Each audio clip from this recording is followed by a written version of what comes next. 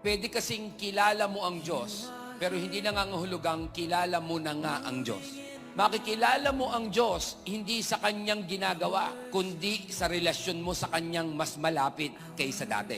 Importante po yung relationship natin kay Lord. This is the reason why many are disappointed to God. O bakit po siya disappointed? Kasi nadi-disappoint tayo kay Lord kasi pag meron tayong gusto, hindi nangyari. Nag-pray ka, sana matuloy, hindi nangyari. Nag-hope ka kinabukasan, sana maibigay na sa akin, hindi nangyari. Then you are disappointed. And then sinisisi mo si Lord, biniblame mo siya. Ang dahilan, kasi kilala mo lang ang Diyos sa kaya niyang gawin. Pero pagka kilala mo talaga ang Diyos, dapat kilala mo rin ang Diyos sa hindi niya gagawin. And because of that, I have learned the true meaning of trust. Na nagtitiwala ako sa iyo, Panginoon, hindi dahil sa gagawin mo. At nagtitiwala pa rin ako